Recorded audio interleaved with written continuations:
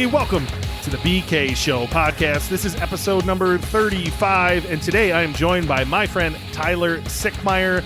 Tyler is a marketing thought leader and founder of Fidelitas Development, a full-service marketing and advertising agency that has served clients around the world.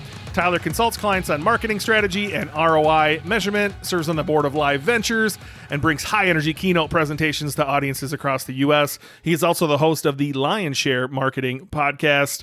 Tyler is, once again, another member of the Wednesday night poker group I mention often.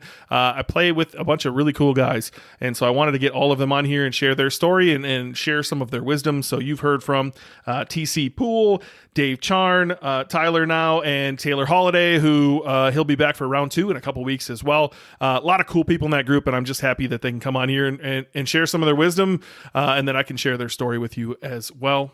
Real quick, this episode is brought to you by Bonjoro. Bonjoro is a platform in which you can send a video message to your customer. So a long time ago, I started off doing this just simply through an email. So just a plain text email from the founder of all the businesses I ran, just saying, hey, I'm Ben. I'm the founder of this company, and I truly, truly appreciate your business. If there's anything I can ever do for you personally, just reply to this email, and I'd be happy to help you myself. It means a ton to people to actually have a personal experience, and Bonjoro takes that a step further. So if you order something from my pets brand, you will get a Bonjoro from me, which is simply a video of me saying, thank you so much. Like, I really, really appreciate your business. I appreciate the fact that you're putting trust in me with your animals. Again, thank you so much from the bottom of my heart. I stress that, we're going through some uncertain times or very interesting times I like to put. And I just have a personal touch to this, which gets rave reviews from customers. They are happy to see a personal touch, not just some stock email. It's dirt cheap and it pays huge dividends, right? You're building a relationship with your customers and you're putting a face to a business. Trust me, this will pay huge dividends for you, and it's super cheap. You can just, as soon as you get a sale on your Shopify store, or honestly, your info product or wherever else you're selling, it'll pop up a notification on your phone to say you need to make a video for this person. Hit the button, record the video. It's less than a minute, usually for me, and super powerful. I can't recommend this enough. I use it on all of my businesses. Again, if you want to see it in action, go buy something from my pets brand, Paramount Pet Health, and you will see a Bonjoro come your way, along with some funny ass emails from previous guest Leanna Patch. If you want to check out Bonjoro for yourself, you can go to benkanagendorf.com/Bonjoro. I will put that link in the show notes since Kanagendorf is a funny sounding word. benkanagendorf.com/Bonjoro. Again, I can't recommend this enough. It's like $25 a month. It's a no-brainer. Check it out. Now let's dive into this show with Tyler Sickmeyer.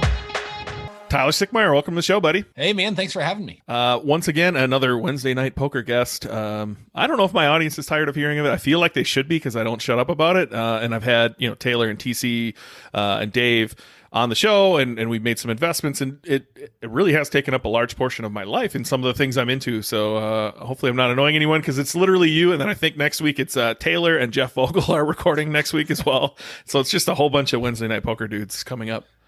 That's awesome. You'll have to ask Jeff how he always seems to know when to make an irrational call with me and then run a couple of cards out there. He's absolutely destroyed me. But it's funny, this poker group's become infamous. Like, I actually had another guy I was telling a story about the poker group to a group of guys at church on Sunday, and someone was like, "Wait a minute, is that Taylor Holiday's group? I see that on Twitter all the time." It's just so funny.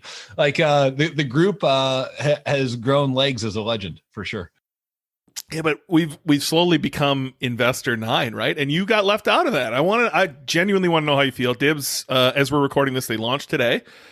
We all made a deal in that poker group, except for you and except for Jeff, who I'm sure I will roast as well when I talk to him next week. How does it feel outside looking in? Honestly, it feels fine. I hope it's successful for you guys. But, and again, we've talked about, I wish everyone the utmost success with it. And, someone posed a question in the poker group like 2 weeks ago, like, hey, would you invest in a second round? And the answer wasn't a firm yes or no. It's just a maybe, because there's a lot of variables to get to that point. But what I couldn't understand at the time, and again, for additional context, I missed Evan's original pitch to the group. I was not there that week, so I didn't get to hear the original pitch. I wasn't sold with the snippets that I did get. And I didn't see enough compelling to say, hey, this is something that I've really got to get into. I've done a handful of angel deals on my own, and I've learned to get more and more conservative about what I get into. So that's been something I've tried to be really intentional about, is slowing down and actually making an intentional effort to say no more, unless it's a slam dunk yes. And for me, like dealing with probably about 1/4 to or less of the information than what you guys had to deal with, I just wasn't a hard yes on it. So that's why I passed on it. Look, I'm also equally as nervous. This could just be me, throwing 25K out the window. They had nothing other than, all right. So one time in my life, I was convinced by two guys who took a shining to me to invest $8,000 into a company they hadn't started yet. It turned out really, really well. It worked out really, really well. I hope this is also down the same line, but I don't know. Dibs could be, could the SEC could come in and say, you guys can't trade these things unless you register them as securities. The whole card market could just blow up. There's a million things that could happen. So I might look like an idiot in the end, but I was just curious from the one, just there's like 11 of us that rotate in this poker group every Wednesday. And there's only 2 of you guys that kind of stepped aside here. Yeah. On that one, it's not to say I wouldn't do something in the future. But in that deal specifically, I just couldn't, I just couldn't get behind it. But the group's done some other cool stuff too. Like, there's stuff that maybe people don't talk about. Like a bunch of us, rallied together and actually bought a family out of slavery. So that was pretty cool. So the group's had, some pretty impactful moments between investments and, just kind of, supporting each other's causes. And I'll tell you, that's one thing I really appreciate about the group too, is, I don't know about you, Ben, but I've learned a ton. Like, just anytime you can surround yourself with a bunch of smart people, you're going to be better for it in the long run. So I've thoroughly enjoyed it. Yeah, no question. I've enjoyed every minute of it, and I've definitely gotten smarter on subjects I had no idea about at all. And it's been cool to get some of you guys on the podcast to talk about your different subjects that aren't normally what I would talk about, and maybe my audience doesn't listen to either. You touched on it. I actually have a note here. I want to talk about that. You brought this whole thing up about the family we rescued from slavery. You brought it up in the middle of a poker group, literally raised a round in the middle of a call. We all just Venmoed you money, and I don't know you other than from Wednesday night. So you could have been just, pulling a ruse over for all I know. Turns out I know you're a very, very much into the faith, and this was church based. But can you tell me about that? Like, how cool is that we actually rescued a family from slavery? Like, looking back, it happened so fast that I didn't really have time to reflect on how cool of a moment this was. Yeah, it was super cool. So probably I've just never been afraid in my life to ask for anything. I learned that early on. Those who don't ask don't get. So, really, the situation was brought to me through a guy I knew on Twitter, and I knew from my previous life. I used to be a Christian concert promoter before I got into marketing and advertising. So we can go down that rabbit hole in a minute if you want. But anyways, a guy I knew from that world, his church had been raising money time after time and freeing these families in Asia. And basically what happens over there is, if you have debt, you don't declare bankruptcy, you go work in a brick factory, and your spouse goes and works in a brick factory, and your kids go work in a brick factory until you can pay it off. And spoiler alert, you never pay it off. Right. And so we're talking about generational debt and literally kids being born into slavery without really any hope of working their way out of it. And it's so mind-numbing because, again, like a lot of it gets lost in translation when you're talking about, 100,000 rupees or whatever.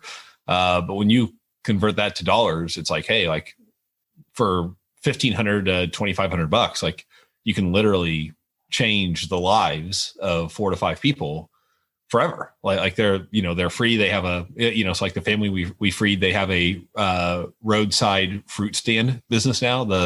The husband's able to supply for his family. Like his kids have a hope and a future. And again, like it's one of those deals. Like it's funny because you're just talking about like the investment into Dibs, and it's like, we've all put money into stupider stuff, right? Like, I mean, I'm sure anyone listening here that owns a business has a minimum of $500 purchase or investment that they regret, right? Everyone does. And so it's like, so for something as nominal as that, you can change someone's life for forever. So that to me, what was so compelling about it. And it was such an easy, like, well, yeah, like if we all give a little bit, we can do that. And so that was the thing. It's like, yeah, I could have done that one, myself, but to me, it's like, okay, how can we exponentialize impact? Right. And so that's what I started thinking, like, okay, I've got a group of buddies here and I've got another group of friends over here and I've got another group over here. It's like, okay, if I go to each group and I say, hey, will y'all join me in throwing in however much amount, we can have an exponential impact and really bless some folks. So that to me was compelling about doing that. Cause it's like anything else, right? Like it's about ROI. Like no one wants to be the one, like we get hit up all the time. My wife and I both went to Christian universities and there'll be random people hitting us up like, hey, I'm going to go be a missionary and work with the youth on the beach in Fiji. Can you support us? And it's like, I'm not as, it's not like we say yes to everything that comes through the door, but then at the same time, like you see opportunities like this and it's like, man, like there's an immediate ROI on that investment to bless somebody. So that to me is really compelling. Yeah. It just seemed really random. Right. And again, I didn't know whether you were just having fun with us or whether this was real. And then you like showed us pictures and I'm like, what? Yeah. And so it was cool to just, shoot you a couple $100 on Venmo right there on the spot. I think next week you came back with photos of the family freed. And well, that was, again, not something I ever could have looked into the future and said, here's something I'm going to do in the next 5 years. Right. And cool moment. Yeah. And that's the thing, right? Like that's something like that everyone that participated in that has a stake in, right? Like you literally like blessed a family and long after we're all gone, those kids are still going to be around and those kids will have been freed and their kids freed because of something that a bunch of crazy entrepreneurs that play poker together decided to do one Wednesday night.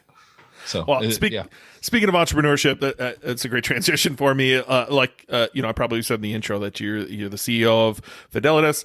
You're the host of the Line Share Marketing Podcast. You serve on the board of Live Ventures. I see all this, like I told you right before the call. I think the extent of what I know about you is from Wednesday Night at Poker, your website, and then LinkedIn, right? And so I'm curious to know how are we where we are? Like, how did you get here? What are the steps that brought you to running an agency in San Diego and hosting a podcast? And where did it all begin? Absolutely. So, like I said, I got my start in Christian concert promotion when I was a freshman in college. I was playing basketball and I had to do a student service project. And so we decided to run a concert as a fundraiser, which is a horrible idea. If anyone's listening to this thinking, yeah, I could make some money putting on concerts, don't do it. Just don't. We'll save our listeners the headaches that I dealt with over the years. But the first show we did was pretty successful. We had 1,000 people come out in a town of 10,000 people back in the small town that I was in at the time. So literally like 10% of the town showed up. And that made me think that, hey, this could be a viable business model because I had the entrepreneurial bug. And so basically kind of this parallel track throughout college where I was playing basketball on scholarship. And then I was running my business on the side and doing just enough in class to get C's. Like I would literally look at an assignment and see what it's worth. And it's like, okay, I'm either going to get an A or a 0.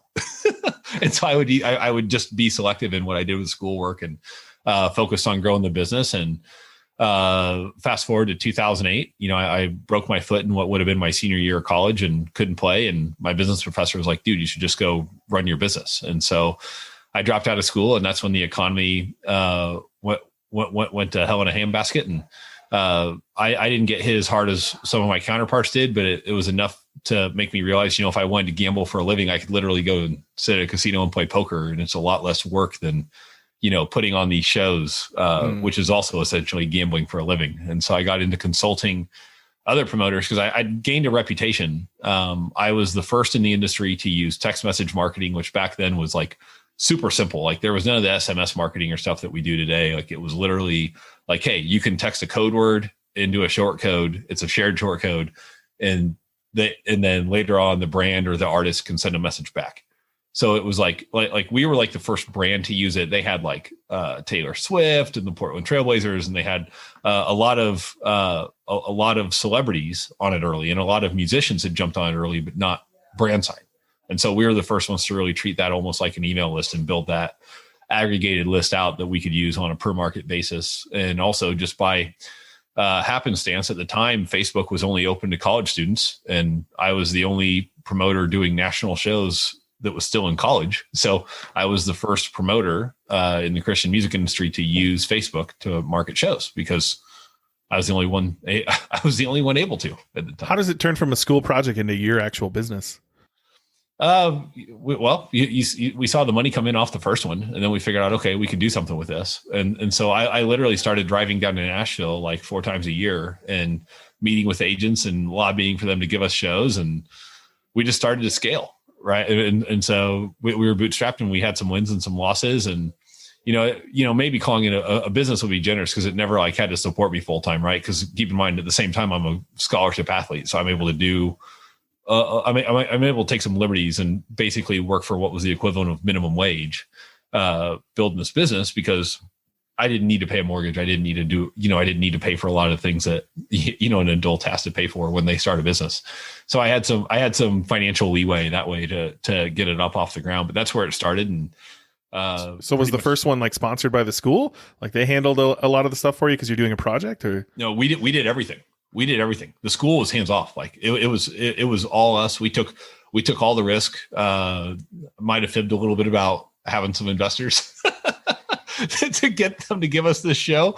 But we even got we had Walmart sponsored the show and wrote us a check for $1,000. Like, well, walk me through all that. I'm genuinely curious. What does that even look like? How did you get your first show?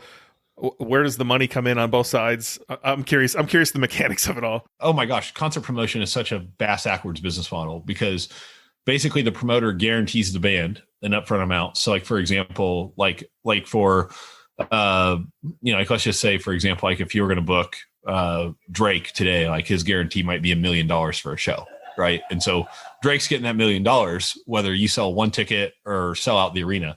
And then on top of that, they get a really lucrative percent of the back end, or the profit. So, which is like 70 to 80% typically. So promoters just get beat up. I know, what kind of business model is that, right? That sounds terrible.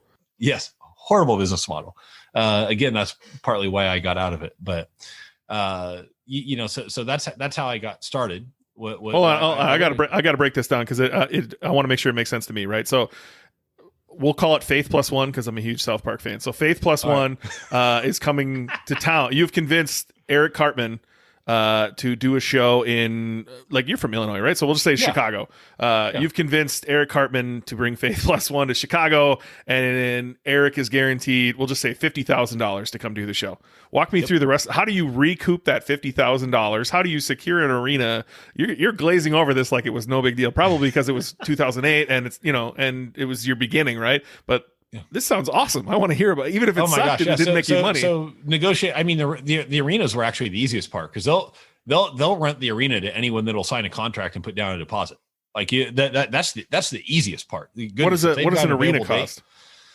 Sometimes as little as like $2,500, and sometimes as much as like $8,500. But where they get you, it's not the arena rental. It's, you've got to have union hands to load in and out boxes. There's electrical fees. So it's like there's this base price, and then there's all these extras depending on what's coming in. And so if it almost would go by like trucks, right? So how many semi trucks of production did a tour have? A lot of times, the tours that we worked with would have 2 trucks of production. If you were to go see an A-level artist today, they might have, 10 to 18 semi trucks worth of production, because they've got people floating from the air and everything else going on. Right. So part of it comes into how intensive is the production and how much setup's needed to get there. Then there's all of your other miscellaneous fees, from security to catering to, your marketing expenses. And so basically you front as much as you can, you try to get net 30 terms as much as you can. And then basically it's almost like an econ business, right? As you sell tickets, you have money coming in, you just know that you have to pay money back out. So you pay Faith Plus One, their 10% deposit or whatever up front, sometimes more if they don't know you. And then, the balance is due the night of the show, regardless of what turnout is. I remember we got killed one time because, I know you're from the land of the Big Ten, but in Cedar Rapids, Iowa on April 1st, it snowed. We had 2 inches of snow on April 1st. And it just, for a rock show, that killed our walk-up crowd. So we've kind of seen it from both ends, but getting into that, we gained a reputation because how the back end of the show works, like we talked about, there's that profit sharing model. So you itemize all your expenses for the band managers. And I remember we were settling a show in the Quad Cities one time, and the tour manager was like, well, where are the rest of your receipts? And I was like, what do you mean? She was like, well, where's the rest of your marketing receipts?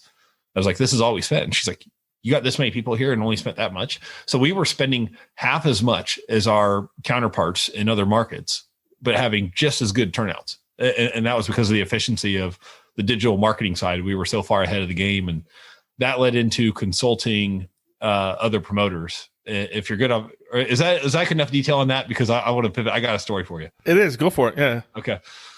So I started consulting these promoters, and this is a fun name if your readers want to, or your readers, goodness, if your listeners want to go down a little bit of a rabbit hole, Google Hal Abramson or Hal Royce. The dude was a super shady promoter. They had the corniest of all events possible lined up in Jackson, Tennessee. It was called Unite Christian Megafest. I know you're like whipping your wallet out right now, trying to figure out if you can still get a ticket to that. But they had this cheesy show set up down there. And the day of the show, the promoter got arrested by the local sheriff's department for fraud. So needless to say, so we ended up working the show. We didn't get paid. I don't know if the artist got paid. Like, it was just a complete debacle. But I met another promoter that got screwed over by him through that. And that guy would go on to become my business partner. He actually hired me to consult on some shows that he had bought with a band that's actually a lot bigger now, Need to Breathe. But at the time, Need to Breathe was still in vans, literally. And we figured out that, or I figured out rather, that the guy that had bought the shows for him had marked up the contracts by like $10,000. So this guy sitting here in what really should have been a show that he was trying to gross, $5,000. He's sitting here trying to gross 15 to make the math work on these shows. And it just wasn't possible. So he was set up for failure from the get-go. And so anyways, I figured out the contractual fraud. And as you can imagine, when you save someone $10,000, you become good friends. And so he and I ended up becoming business partners and teaming up on some other shows and some stuff. And then one day he got stuck at a bar and grill in Orlando, Florida, where he lived, 3 hours waiting for AAA to show up. And the bar owner hired him and I on the spot to handle their marketing. And this guy had all the problems in the world and all the money to fix it. It was like an episode of Bar Rescue or something, minus the TV cameras. And so we took their sales from 30,000 the first month to 120,000 the next month. And that's when we figured out, okay, there's something to this. And that's how Fidelitas was born way back when in 2008. And then fast forward, hold on, fast forward this guy. How do you raise the revenues of a bar by 400%?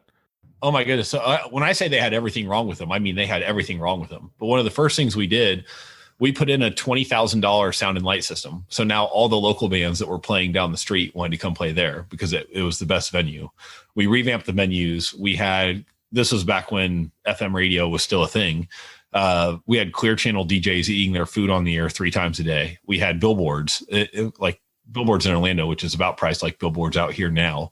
So just an incredible amount spent on marketing and advertising to get there, but the results paid off for them. And they still ran the business into the ground like 6 months later, but we saw that spike in sales. That's what sort of spurred the creation of Fidelitas Development.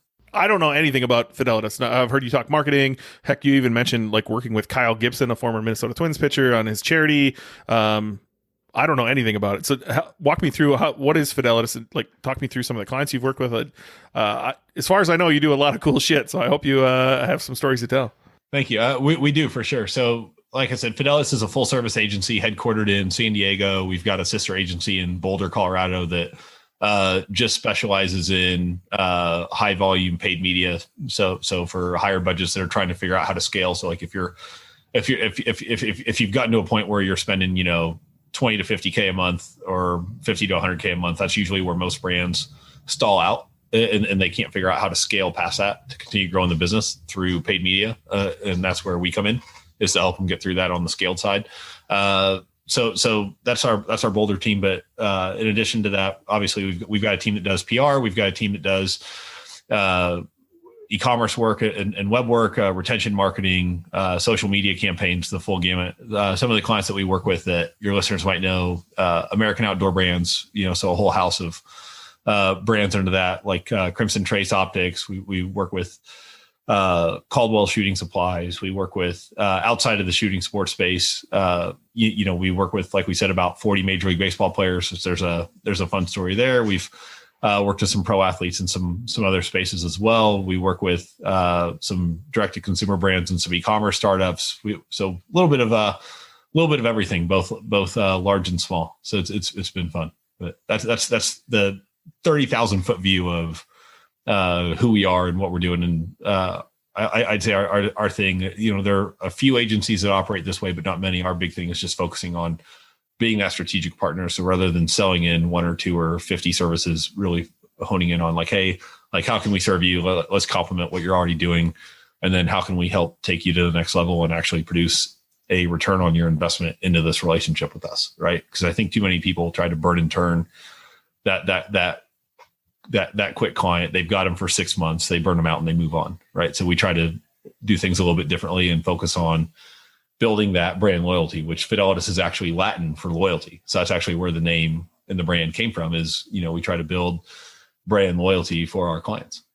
So did you start off doing more local businesses as far as, you proved results for a bar in Orlando, I think you said. Is that where you started improving business, or talk me through some of the first clients? So our second client was a tattoo shop, way back when. So we actually, that's one of our first earned media gimmicks. We had a DJ that was always getting pranked on the air. They had him get a tattoo live on the air, and the guy screamed like a little baby for 3 hours. So people were driving into this tattoo shop at 3 or 9 in the morning to watch him get a tattoo. So we ended up with 3 hours of airtime in what was supposed to be a 15-minute bit. So we've had some wins like that. Started with small businesses and sort of scaled up from there. So it's just kind of one of those, you play bigger, better, right? So over time, if you're a good steward with a little, you'll be given a lot. And that led to more and more opportunities with regional and then eventually national accounts over time. So we're definitely on track to be that 15-year overnight success, as the Google founders would say. If I think of growing a tattoo shop, my first thought isn't, let's go find the local radio station and see if we can partner with them. Talk me through where do these thoughts come from? That's not the first unique thing I've heard you say. I have a feeling if we dive deeper on anything you've worked on, there's probably a bunch of these. So how does that happen? Where does that idea come from rather than, let's run Facebook ads or who knows how long ago this was? It might've been getting an ad in the paper or things like that, or referral marketing.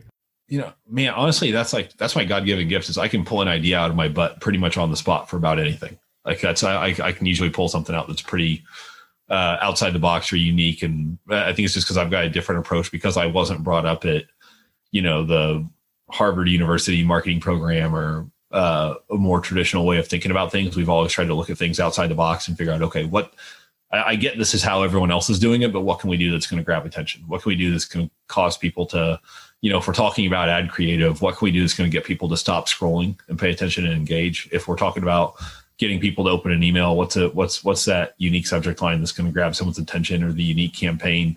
So sometimes it's that live event activation, right? People sponsor live events all day long, but most of the time the brand recall from live events is terrible, right? We know this. You think about how many brands we're recording this in late February, and how many brands either of us could name that ran Super Bowl ads, even though we both have an interest in the space. We'd probably be hard pressed to name more than half of them, and we're only 3 weeks removed, and we're in the industry, right? So what's that say about the average person, right? And so brand recall can be terrible. That's why, to me, it's you've got to come up with a way to be memorable and add value to the customers at the end of the day, whether that's through entertainment or whether that's through a unique value add or it's inside or whatever the case may be. We've got to figure out a way to add value for people. So it'd be hard to advertise this. Well, you just described this uniqueness. Most agencies I think of are the Google Ads agency or the Facebook agency or the email marketing agency, right? And so I would assume you have to meet people where they are and then bring them into some of these unique ideas. How are you acquiring customers? I'm genuinely curious.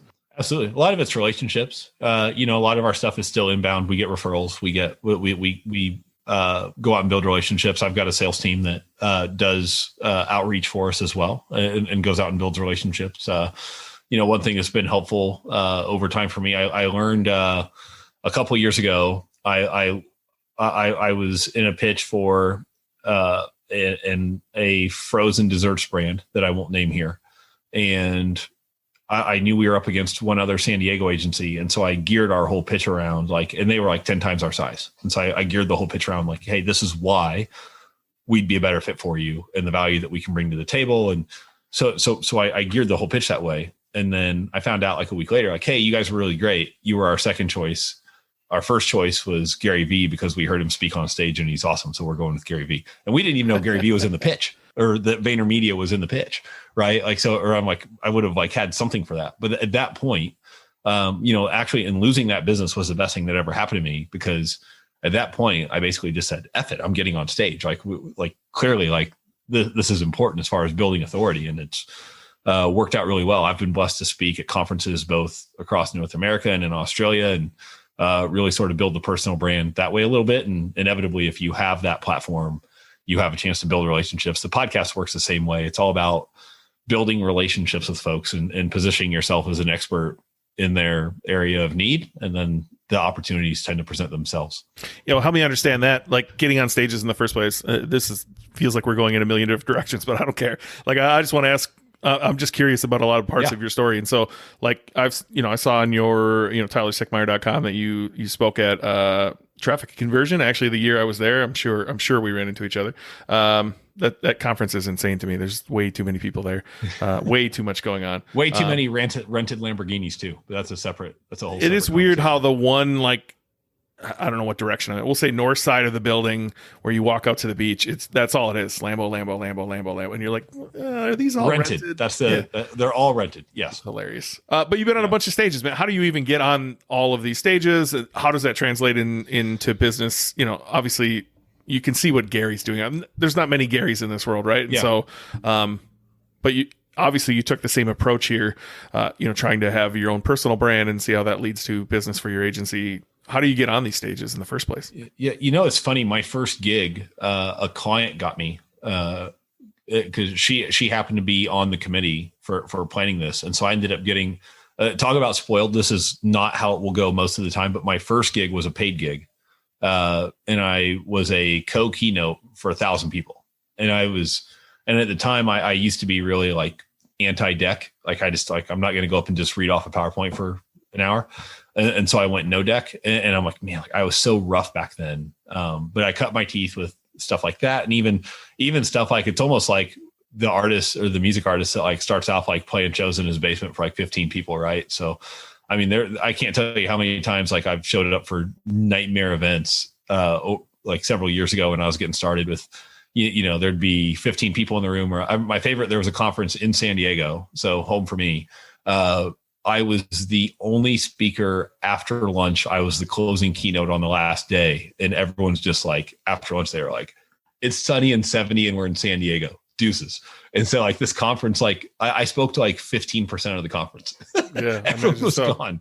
Yeah. So I've seen that. There's a time I got brought in. I don't even want to name the market because it might give away what the event was, but I was brought into a smaller Midwestern market, and I was like the only speaker from out of town. And so with that, they'll probably have me either like, if I'm not keynoting, they'll have me like on the main stage, like next to the headline or whatever. And they had me, they had like some like local dentist on the main stage, and they had me in this like small side stage.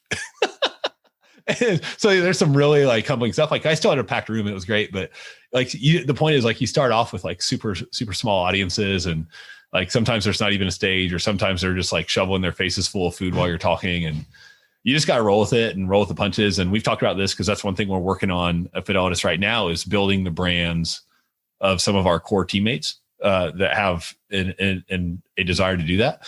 And that's why I say, is like, you just got to go cut your teeth, and like, you got to go speak at a chamber of commerce before 20 people, 19 of which don't care that you're there, and the other one is your friend that came with you, right? Like that's like the. But how do you find that gig? How do you find that? Like I've been asked to, I spoke at a mastermind, and like I go to some meetups in the cities where they're like, well, hey, you just want to talk? And I haven't done it, of course, because I'm scared. But like, how do you even find those gigs? How do you find the Chamber of Commerce? How do you find the first stages to get on so that you can get invited to big commerce and traffic and conversion and things like that? Yeah, I mean, you got Google. I mean, everyone has a local chamber of commerce. They've got a Rotary Club. They've got a Lions Club. They've got something in their backyard that they can get into. I don't care where you live. There's something, right? And then from there, you go do those gigs for free, and then you try to get into some industry groups and you do some things for free. And then part of it is, you figure out where do you want to get to. And you could even look, I would say, find someone that you admire, that you respect. You're like, hey, I'd love to get some of the gigs that they're getting. And then like go and look at their stuff, or you look, even like Google their speaking appearances and go back into yesteryear and trace their steps, see where they started. It's like maybe before they spoke at Content Marketing World, they spoke at this little regional conference, or before they spoke at Traffic and Conversion Summit, they spoke somewhere else. It's like in Traffic and Conversion, it's funny. I actually ended up befriending a lot of the digital marketer guys, and that's where that came from. On that side, like we just got to know them. We did them a solid. They hosted an after party for their agency partners in our office, because our office is, or was at the time, above a brewery in downtown San Diego. So we were able to kind of throw them some solids and build a relationship. And then they had me, first they had me come speak at their digital agency growth summit. And then after I spoke there, that's what led into, hey, we want to throw you on a panel at TNC. And so that's where that appearance came from. Right. And so it's just kind of like, you're almost playing, it's funny because I was talking about like bigger, better with shows and bigger, better with clients. You're really playing bigger, better with all of it. It's just a game, right? Whether we're talking about speaking or we're talking about business, like, you're even like on the e-com side, like I'm sure like your first thought is, okay, how do I get to $1,000 a day? Or how do I get to $100 a day? And then how do I get to 1,000? And then now if you're well established, you're like, holy crap. Like if I had $100,000 day, I'd be freaking out because that'd be a horrible day for some businesses, right? Like it's perspective is everything. What's small to some is huge to others. And so I'd say just start where you are, get some reps. And as you get reps, you'll get better and get more experience and go from there.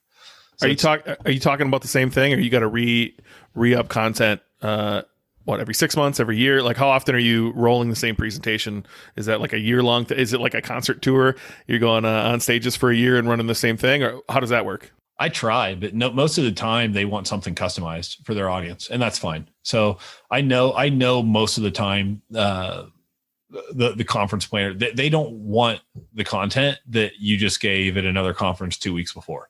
They want something that's uniquely theirs or tailored to their audience. So a lot of times that's one of my tricks is, we'll take like a core talk. So for example, like one of my core talks is about building brand loyalty. And so we'll take that and we'll tweak that into, so like say I'm pitching for, SEMA, which is a big auto manufacturer show in Vegas. We'll say, hey, here's how the automotive industry can build brand loyalty in the accessories market. Or so we'll take something that's more personalized. And the other thing that works well, it's funny because I know a lot of people in here write copy and they're used to, and again, like you don't have to be spammy about it, but we're all guilty of like writing clickbait, right? Because we're trying to get email opens, we're trying to get ad clicks, et cetera. Like we all, like that's what marketers do. We write clickbait for a living. And I don't mean that in a derogatory way.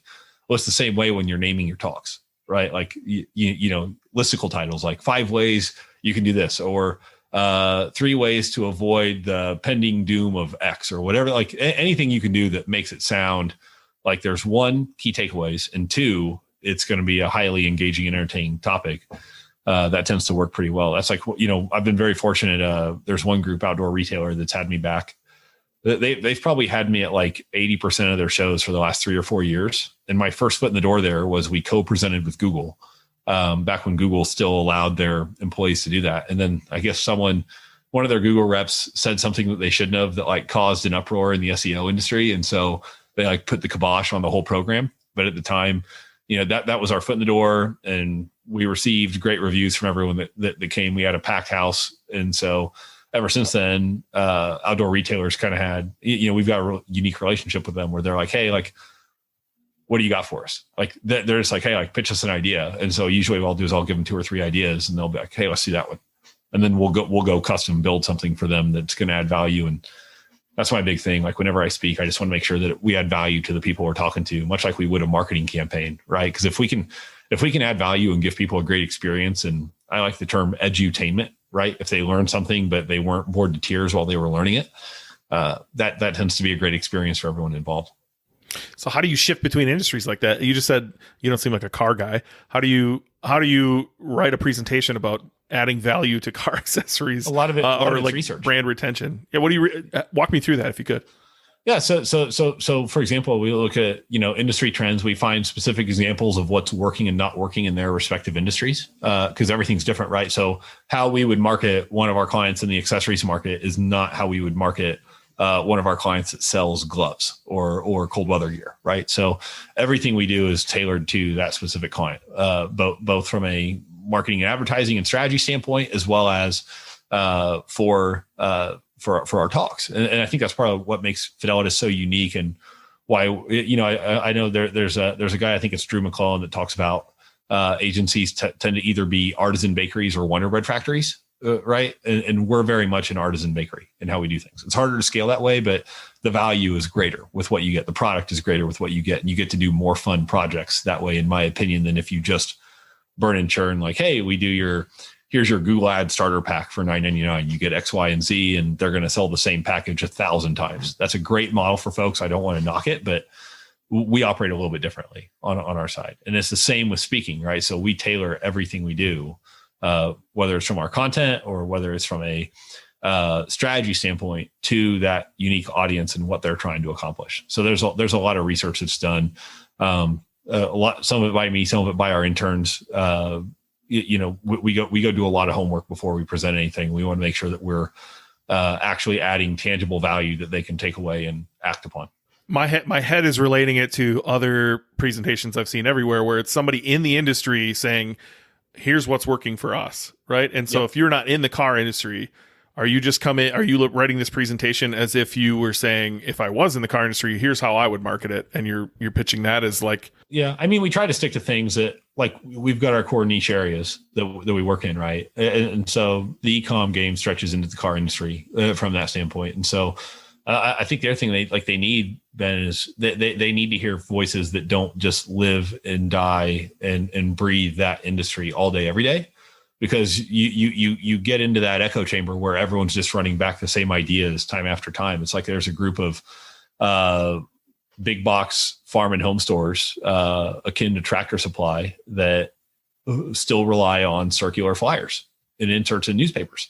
Why? Because it's the way they always do it, and everyone in the group says they work.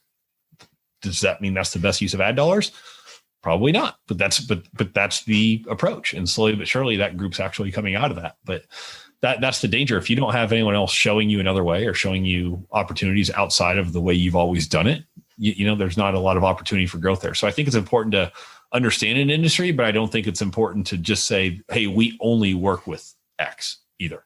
You want to make sure you're a member of that community and the talk's authentic, and that what you're talking about is legitimate, but at the same time, you don't want to put yourself in a position where you're just saying the same thing that the guy that owns another agency said right before you.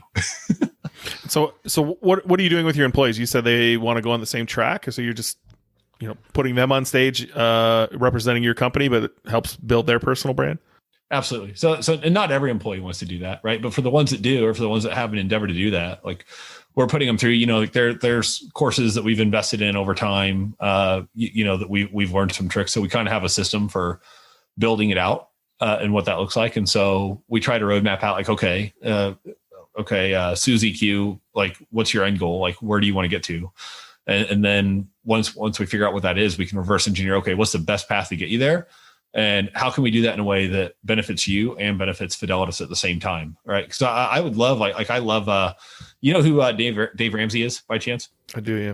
So one thing that Ramsey has done really, really well is that there are like there's not going to be like this like big panic attack if he ever retires, or if God forbid he passes away suddenly. There's like 6 brand voices underneath of him, from Rachel Cruz to Chris Hogan to Ken Coleman. Like, there's a bunch of voices over there that have their own niches, whether it's retirement planning and insurance or finding your dream job or whatever it is. Like, they've all got their lanes, and they've all built their own voices of brand authority through the Ramsey vehicle. Right. And so I really admire that model. We're trying to do the same thing. Right. So we're trying to give people an avenue to build out their own voices and their own personal brands under the umbrella of what we're doing as a collective unit. It seems tough from the outside to be an employer, because you want to do exactly what you're doing. You want to empower them and provide them, guidance into where they want to go and help them grow. But what that leads to, right? That leads to them leaving your company. And so that has to be, I find that tough from the outside. It is, but in some cases that happens. In some cases they stick around because again, like, we give our team a lot of freedom. They've got a lot of wiggle room to grow. No one really has a ceiling over their head here because we're still I know we've been around for 13 years, but relatively we're still so young. So there's a lot of upside here still, almost like a startup, even though we're more stable than a startup, I would argue, from that regard. But even beyond that, I love the argument. I can't remember which famous entrepreneur said it initially, but it was like, it might have even been as far back as like Rockefeller, but someone was like, hey, like, aren't you concerned about, training up your employees and then they're going to leave and compete with you? And he's like, cool. That what the greater cost is than training up your employees is, and them leaving is not training them and they stay. Yeah. So I'd rather just keep pouring into people. And again, I think a lot of that takes care of itself. Like the reputation that we have amongst full-timers, and any of them would ask like, hey, like, why are you here? And they'll tell you the people. And just the fact that we do try to pour into our team like that. And we try to bless them and be a good resource for them. Like, that always ends up better for everybody at the end of the day. So that's really something that my wife, Erica, and I have prided ourselves on building here. Yeah, it's the right thing to do anyway, right? Yeah, it's exactly. Easy to get that scarcity mindset, but it's the right thing to do. I mean, think of yourself as an employee. Where would you want to go work? Someplace that's going to build you up, or someplace that's going to not allow you to go anywhere?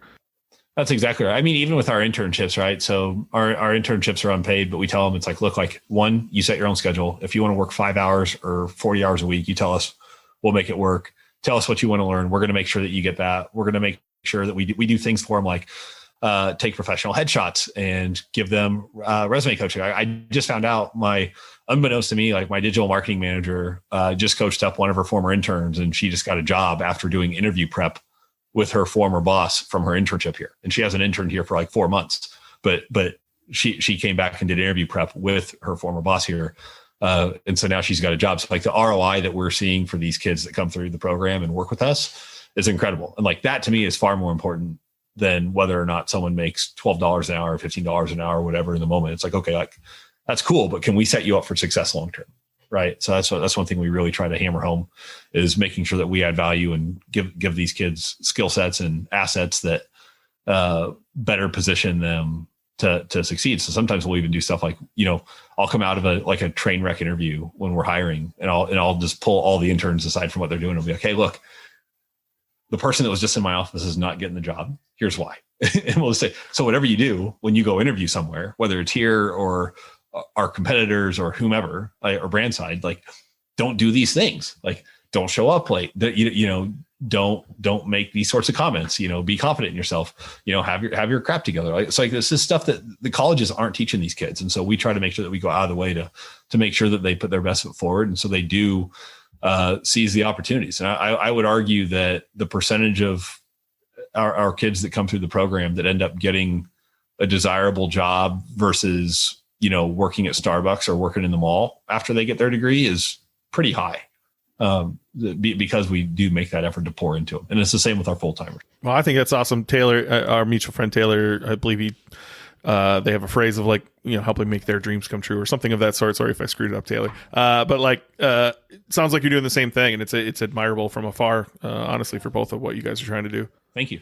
So I want to hear more of like the unique ideas, right? You briefly touched on a couple of them, and you zip past them like they were no big deal, which is telling me that's your superpower and you don't want to talk about it because it's easy. So I'm going to dive in there, and like, I want to hear, what are some brands you worked with? What are some unique things you've done to get earned media, to get attention that's not just, Facebook ads and Google ads and Snapchat, like all the basic things, or maybe it was a different type of ad that got engagement or something. I want to hear the cool shit you've done. So, well, thanks, man. Appreciate the vote of confidence. Some of my favorite campaigns, in particular, we had one we did. One thing we really thrive with is doing a lot with a little. So trying to stretch clients' budgets out further than what they typically can go to get them the results that they're looking for. So for one client, we did an earned media campaign. They're in the outdoor space, in the camping industry. And so we actually did geocaching as a PR stunt. So we chose like the 7 top markets for them based off of their Google Analytics sales data, and with where their biggest opportunities were. We found people to go out and hide these gift packets and give us the coordinates, and then we'd actually announce them on morning news shows. So we ended up getting TV coverage in each of these markets to give away these prize price packs.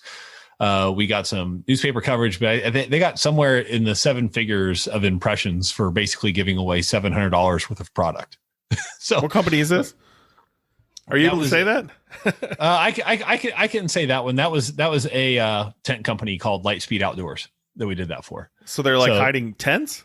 Yeah. So tents and pop-up shelters and all sorts of other like camping swag products. So basically there'd be like one big gift box or gift package, however you want to say it.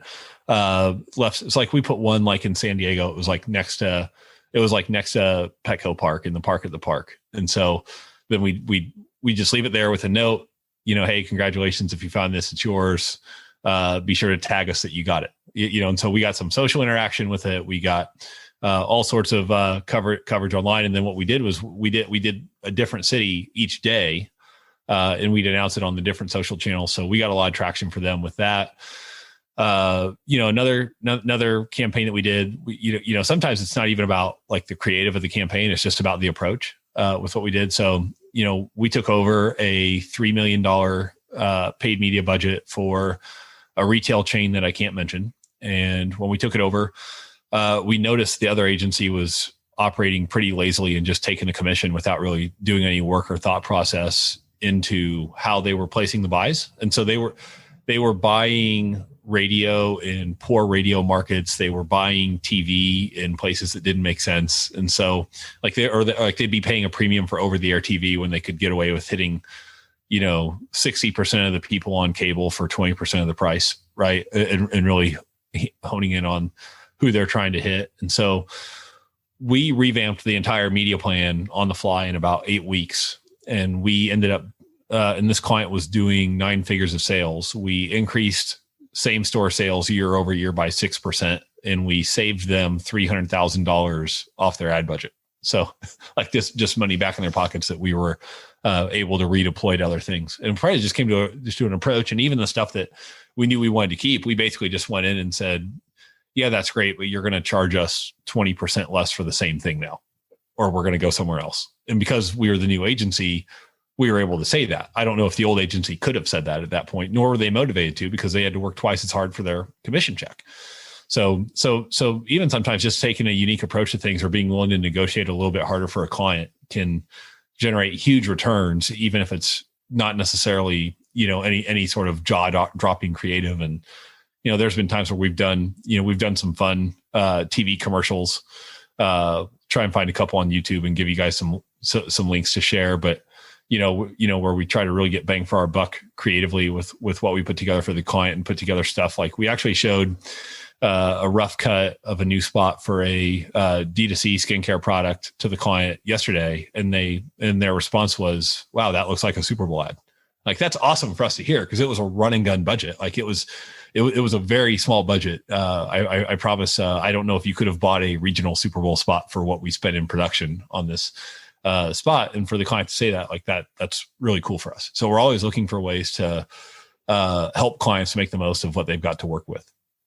How do you go from working for a bar and a tattoo artist to working with brands that have that kind of cash to chuck around? Man, I'm telling you, it's just time, and you build relationships and you meet the right people. It's funny, like some of the, like literally the way we got into the retail chain was one of our former interns got hired there, and they said, hey, we need someone to help with digital. And he was like, I know a guy. And so he literally called me out of the blue and said, hey, here's who I'm working with right now.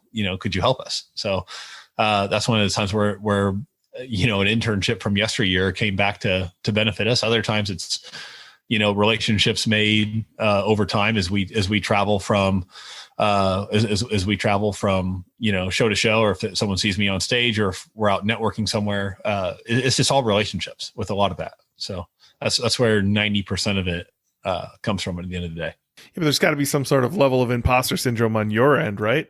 Like going from helping a bar grow and a tattoo shop grow, as you go up the levels, I would assume you're like, Under Armour. I mean, sure, yeah, I could probably help them. I have to assume there's some internal talk that is tough to get through as you scale up those levels. There is, but I've just been wired with a fake it till you make it attitude about things from the get go. So like when I was starting out, I remember, fast forward, I'm 34 now. So I was 21 when I started this. And I remember like at 22, I figured out like, oh, if I have a full beard, people just think I'm in my late 20s. And if they don't ask me any different, I'm not going to volunteer that and correct them. And it was a lot easier to get people to entrust their livelihoods to someone in their late 20s than someone that looked like they should, and frankly, should have still been in school. Right. So, there's always been a part of that, even going back to the concert side, like convincing people to give me shows. Like there's always been a little bit of that, like having to self-promote and advocate for myself from the get go. And so, I guess like if you sell and promote yourself enough, you start to believe it.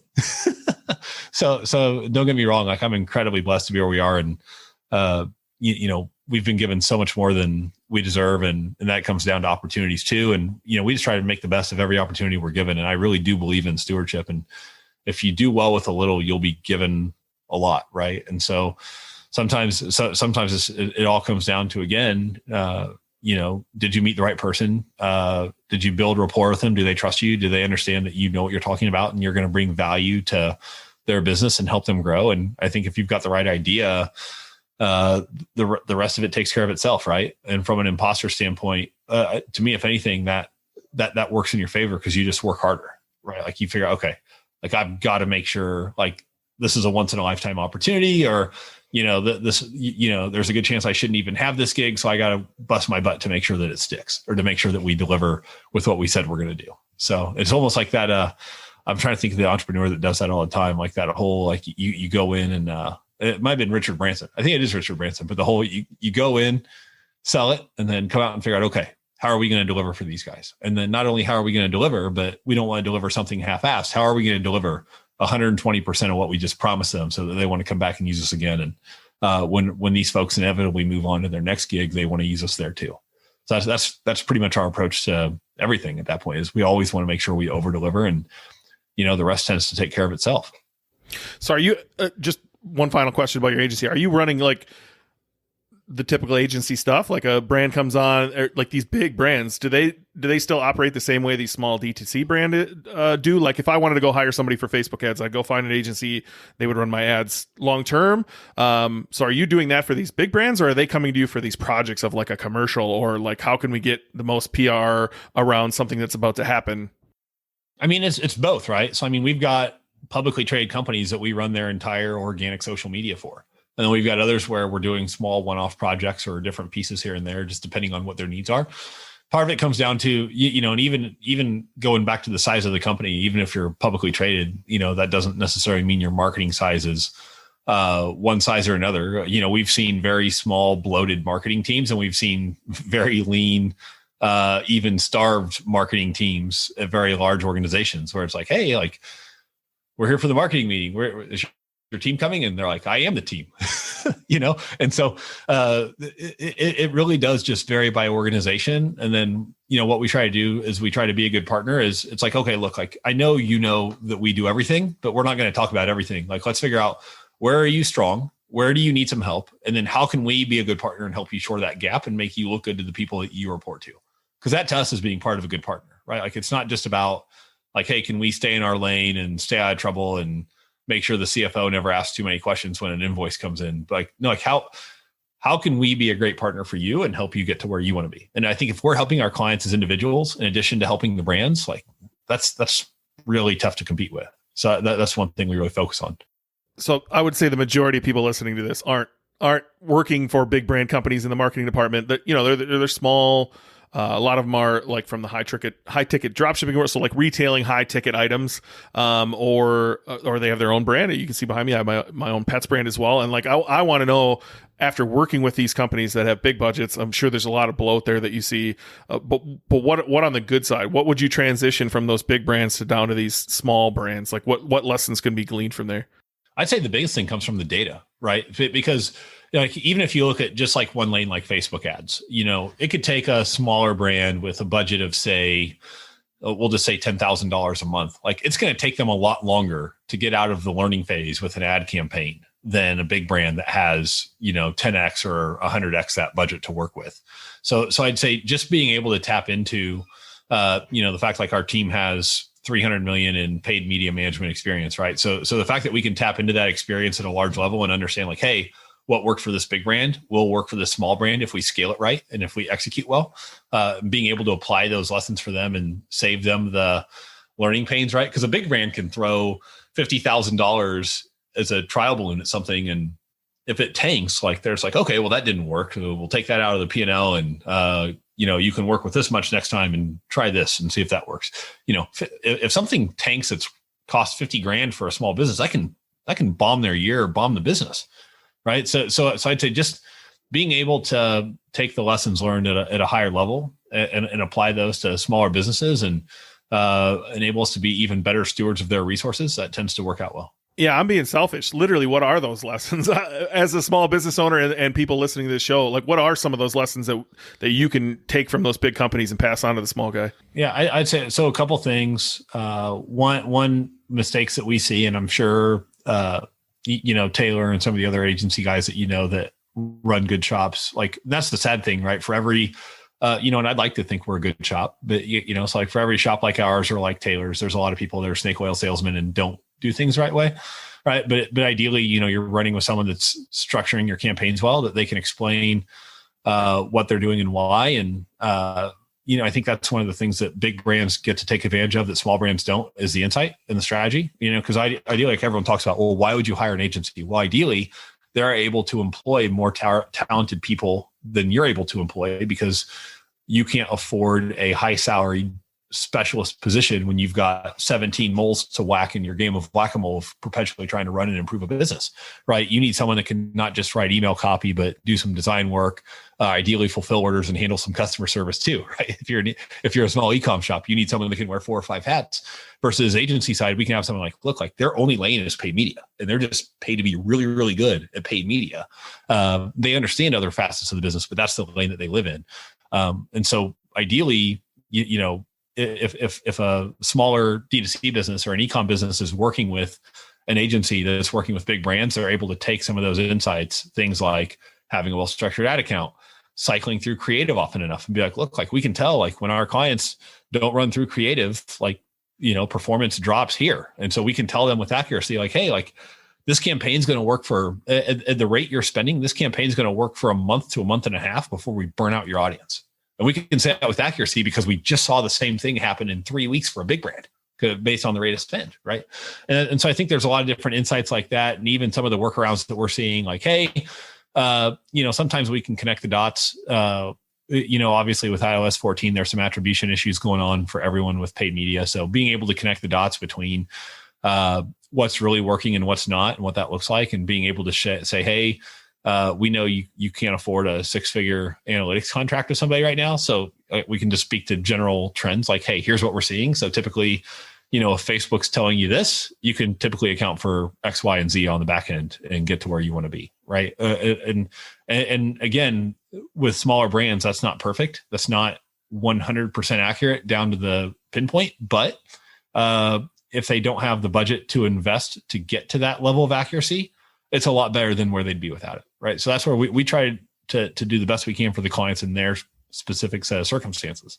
Versus for a larger brand, obviously, we're going to tap into that larger set of data points that they have available for their own sales and be able to paint a much fuller picture. So part of it comes down to, it's our job as a strategist and as a strategic partner to be able to say, hey, look, like it's worth it for you to pay for and to invest in this kind of data, or it's not, based on how much you're doing in sales and what your trajectory is for the business. Because for a lot of people, it's like, look, like you could take if you're willing to take a little bit of leeway and chance with your paid media attribution, we could go invest in an extra earned media campaign and enhance brand recall across both channels at the same time. Because we're big believers in an omni-channel strategy regardless. I'm pretty self-proclaimed agency hater. So I want to give you the opportunity to tell me how to find more people like you, right? Like I've audited quite a few ads accounts. Google is where I live. Sure. And some agencies are awful. And you oftentimes get 4 hours a week, maybe, or 4 hours a month of that person's time. And so like you said, there's a lot of snake oil salesmen. There's a lot of terrible agencies out there. And I think they prey on business owners who, like you said, have 47 things to figure out. And this is just one of them, and they don't have time to deep dive into it. So can you give some telltale signs of anybody who's listening, who's looking for the right agency? Here's some telltale signs of you're walking into one that's more artisan, like you're saying, or more, or somebody who's probably gonna, not do the greatest work for you. Yeah, I'd say first and foremost, can they explain what they want to do for you and why? And then that's actually something that's fairly unique about our reporting. We lead every report for every client, regardless of size, in every section, whether we're talking about SEO or organic social or paid media or PR, whatever the case may be, with here's what worked, here's what didn't, and here's what's next. And at an executive level, the CXO of that business or the owner's wife of a small business or the investors or whomever can look at that and in about 300 words have a pretty crystal clear understanding of how we did last month, for better or worse. It's also important, I think, if the agency says everything was great all the time, that's a big red flag to me, obviously, because no one bats 1,000, right? Like there's going to be stuff that misses, but to me, like if I were brand side or if I was running an e-com site, I would want an agency partner that showed me that they understood when something worked or not, and then showed the ability to adjust off of that. It's like, okay, you learned from this. What did we learn? And where do we go from here? And that's why that what's next section is so important. It can't just be okay, well, this worked, this didn't. Here's some red and green arrows. What do you want to do now? Like if you're driving the ship strategically with your agency, you need to ask if that's really worth your resources, because at that point in time, like you could just go grab someone off Fiverr and tell them what to do. There's no point in paying for an elite agency talent or someone portraying themselves as an elite agency talent if you're just going to tell them what to do and not heed their advice. But if you're going to, like, to me, like that's why you invest in an agency, is you want someone that can help guide you to the promised land, right? Like you want someone that can share insights, teach you things you don't know, and collaborate with you to get there together. But they should be driving the bus strategically. That's probably the biggest complaint that we get when we're pitching against an incumbent, or they're looking to replace an incumbent, is the client was driving the bus strategically. All the ideas came from them. All of the promotions came from them. All of the directives came from them. Like, if she wants reporting, she's got to ask for it. Like we see that 100 times a day. Like pretty much every time we're pitching against an incumbent, that's the case. They're not driving the bus strategically. But I'll say this too, beyond that, with brand, another little fun tip, just with like Google specifically, that I love to do. So we audited a while back an AdWords account for a publicly traded retail mall brand that I can't name. But when we audited their account, they were using a very high priced San Francisco paid media agency. And we figured out that all of the changes to their account were happening at 3 a.m. out of Ukraine. They're paying these exorbitant fees to a San Francisco agency, and they've got someone probably making $3.50 an hour, making all the changes to their AdWords account. And now look, like that's nothing against Ukrainians or anyone that supports offshoring with their work. That's fine. But typically our experience with offshoring, like the only people that do it well are the people that have someone that understands the discipline and both cultures living over there, that's like driving the ship and managing that, which is rarely the case. Like probably I can count on one hand the number of agencies I know that are doing it well, which is why we just don't do it. Like I'll be the first to say, look, if you work with Fidelitas, like all of our team is US based because we don't know how to do it any different and do it well. So I'd rather just do it well and charge a premium for that. Right. And so this account, like, there were ad campaigns with bad punctuation, broken English, and some of the tests, like they were burning. I think we found 7 figures of waste in 2 hours, like just auditing their accounts and walking through how they had stuff set up.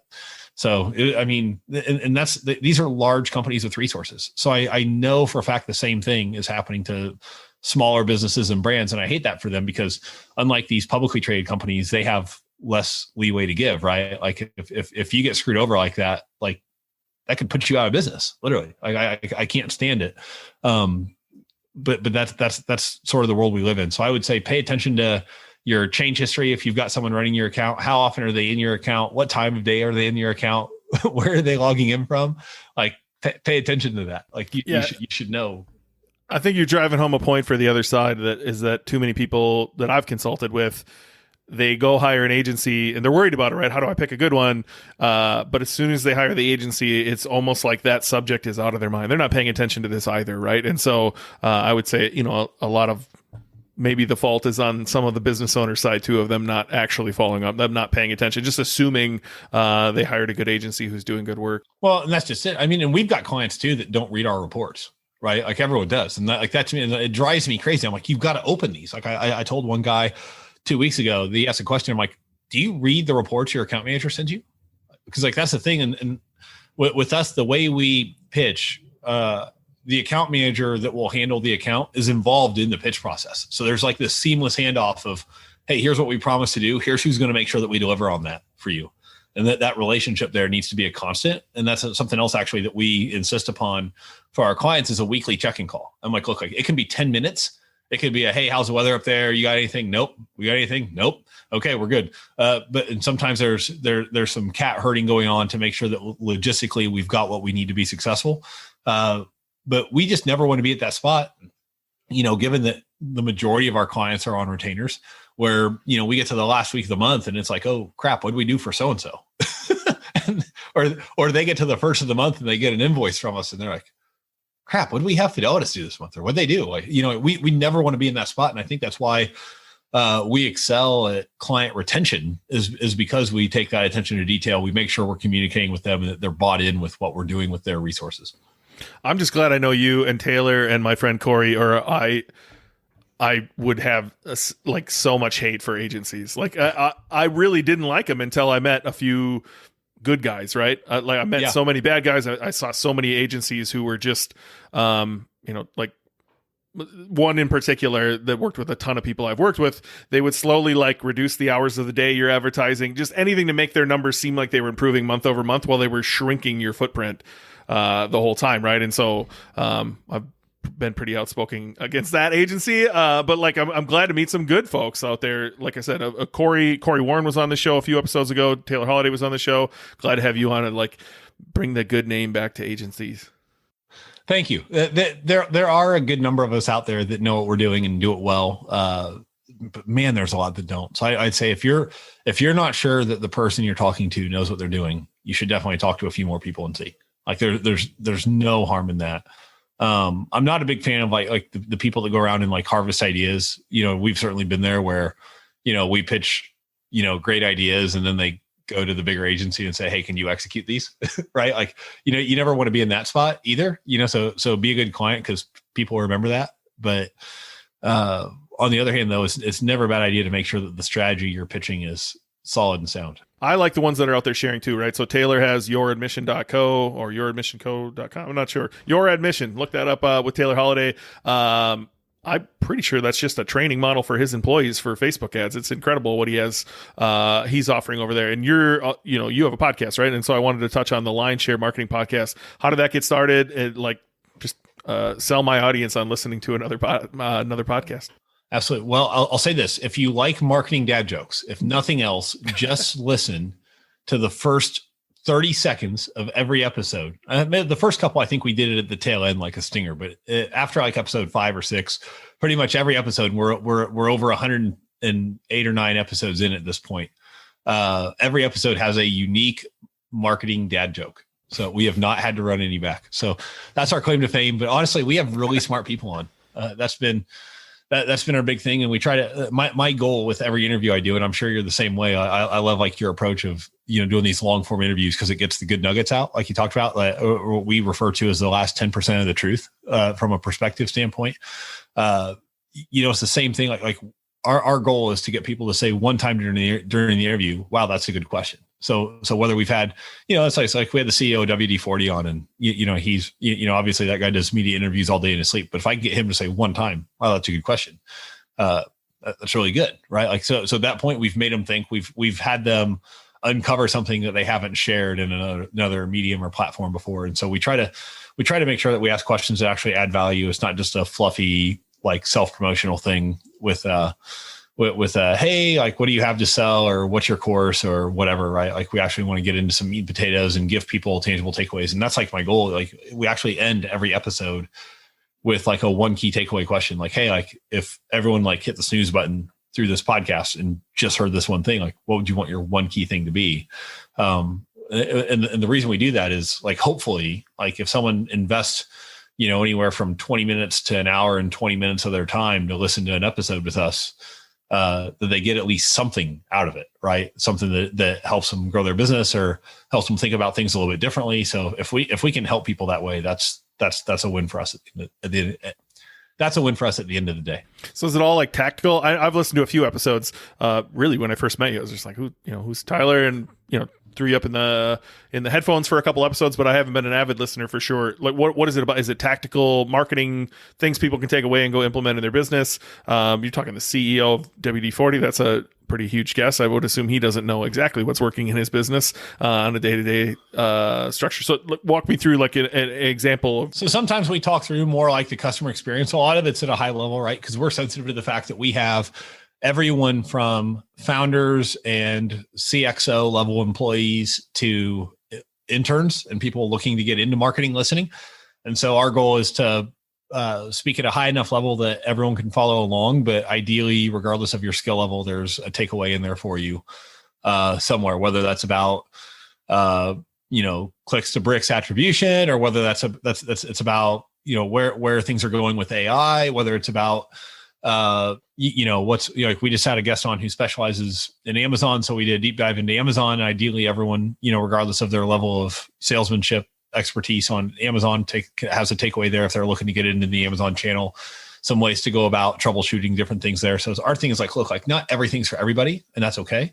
And that's one of the things I think it's unique about us. I think everyone is like so niched down from a marketing podcast standpoint at this point. You're right. It's the direct to consumer email marketing podcast, or it's the text message marketing podcast, or the Facebook ads podcast, right? And that's no knock on those. Like, those all have a place, and they're really good deep dives. We try to be a little bit more of a generalist and really focus on those aspiring polymaths that want to be a generalist in multiple skill sets and have a more robust understanding of how to actually manage a marketing team or department at the end of the day. Well, I think everybody should check it out. I've checked out a few that I wish I remember. I should have pulled up the list of like I think I got 5 or 6 of them that I listened to, and then a couple more I listened to on my drive to Florida. And so definitely would recommend checking it out. What didn't I ask you? What are you passionate about? You were harder to research than I expected. Like I thought I'd find a whole bunch of nuggets on Tyler Sickmeyer before I had you on, but I didn't. And so like, what are you passionate about? What did I not ask you? I think you hit it pretty well. As far as the stuff that we're into and what we're up to, I'd say again, the big thing is just when you work with people you enjoy working with, and we really kind of hit on our approach to culture. I think that's so critical, and a shop that has a healthy culture is going to be better able to help its clients than a shop that doesn't at the end of the day, right? So we always try to keep learning and try to keep improving there. And I say that's the thing at the end of the day, your listeners are already on the right track. They're listening to you, right? So if you're taking time to listen to people and learn, like you're on the right track. Like I told someone last night, I said, Lord, I hope I'm a better leader today than I was 5 years ago. And I certainly hope I'm a better leader 5 years from now than I am today. Right. And I think that's the thing is that drive for constant improvement is critical for all of us, regardless of whether we're brand side or agency side. Well, what's a good way, anybody who's listening to this that wants to reach out, whether they're a brand that wants to work with Fidelitas or just wants to reach out to you, what's a good way to get a hold of you? Yeah. Email is always great. Tyler@fidelitasdevelopment.com. Also, I'm on Twitter @Sickmeyer, TSICKMEYER, if you want to find me on there. There's also not that many Sickmeyers on LinkedIn. You can find me there and shoot me a message as well, but I'm pretty easy to find. So I'm happy to connect with anyone that wants to. Sweet. Appreciate you coming on, buddy. Hey, thanks for having me. Big thanks to Tyler for coming on the show. If you want to follow him, @Sickmeyer on Twitter, TylerSickmeyer.com, and FidelitasDevelopment.com. All of those links will be in the show notes. If you have 15 seconds right now, please go leave a review on iTunes. It really makes a big difference. Or on Spotify or on Stitcher or wherever you are, please go leave a review. I read them all, and I appreciate all of you who have left one so far. and appreciate anyone who leaves one in the future. If you want to reach me, hop on my email list. That's in the show notes as well. And I would appreciate if you shared this podcast with a friend. I've done 35 now. These are incredible. I plan on knocking out 52, and we'll reassess from there. I'm having a lot of fun, so I think this is probably going to go on longer. Share this with a friend. If you have a business-minded friend or somebody who enjoys entrepreneurial stories, share it with them. And hopefully I'm able to change just one life with this podcast. I see all the listens going up. I appreciate all of you listening. Thank you so much for making this show what it is. And once again, this show was brought to you by Bonjoro. If you are running a business and you're not using Bonjoro, I think you're a little crazy. To be able to send your customers a video right after purchase that says a personal video from the founder, and you literally call them out by name, like, hey, Bill, thanks so much for shopping at my store. During these interesting times we're all living in, I appreciate your business more than ever. It means a lot to your customer to build a relationship with them. It helps with repeat sales. It helps with word of mouth marketing. And it helps, again, just doing the right thing to build a real relationship with your customer. If you want to see it in action, go to ParamountPetHealth.com and buy my shit. I will happily send you a video when we're done and you can see it in action, but I recommend you have this in your business. Honestly, BenKnagedorf.com/Bonjoro. I will put that link in the show notes as well. I believe it is like $25 a month. They have a 14-day trial, so you can get a real sense of it. Honestly, if you send 10 videos to 10 customers and one of them doesn't reply with like, holy crap, you actually sent me a real video, I'd be shocked. It really means a lot to your customers. So BenKnagedorf.com/Bonjoro. That'll be in the show notes. And make sure you go follow Tyler at Sickmeyer on Twitter in the show notes as well. I appreciate all of you. And I've got a repeat guest coming up next week. John Warren, who was one of the first guests on this show, will be coming back. I highly recommend you go check out his first episode, and he's got some breaking news to drop on the podcast next week, so I'm excited for that. So make sure you tune in next Wednesday, where we'll hear from John Warren once again.